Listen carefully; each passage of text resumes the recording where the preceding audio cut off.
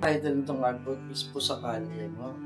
Real time to, nakita ko tong mama na kumakain siya dun sa Tupperware na binigay lang sa kanya. Pero nakikita mo yung parang meron din siyang care dun sa mga pusa sa paligid. So yung konting pagkain na nakuha niya, sinishare niya pa dun sa mga pusikat, sa mga pusa sa kalye.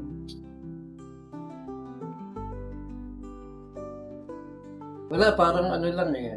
Parang yung mind kasi natin as an artist, parang pag naglalakad ka, may parang na-frozen, na-freeze yung mga images. So, nag-stuck na sa mind ko yung itsura. Then, saka ko siya, though may dala din ako cellphone, nakakuha rin ako ng kahit paano na image ng actual person. And then, I just add parang mask dun sa tao. Para siyang kumbaga sa mga parang leader of the pack. One time kasi naglalakad ako sa Pasay, sa Libertad. Nakita ko yung mama na nasa isang silyo. Tapos nagpapakain siya ng mga pusa, pinapalikiran siya ng mga pusa.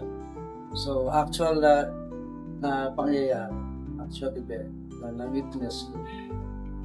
Yeah. Parang kahit gano'ng kabisi yung mundo, parang na-focus yung idea dun sa particular image niya para sa akin. Ang pag-take ng photo, parang akala ko magagalit siya, pero okay lang naman. Nag-raise ako, kasi ganda ng image eh. Yeah. Nakikita mo yung wala silang pakialam sa paligid, parang kahit gano'ng kabisi, sila may moment sila ng mga pusa. Yeah. Yung care, yung magkaroon sila ng parang care. Kahit mga nasa kalye yung mga animals na yan, kailangan deserve din nila ng maalagaan.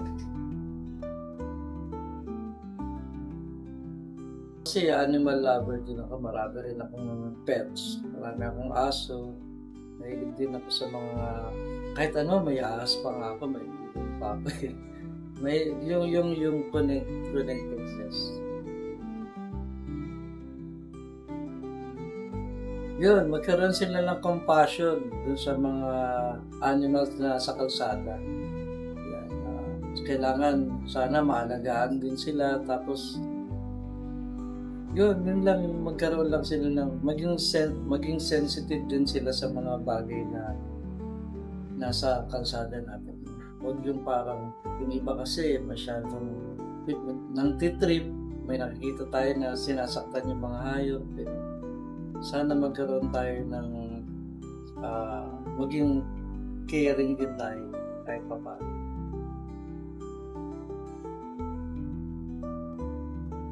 Love.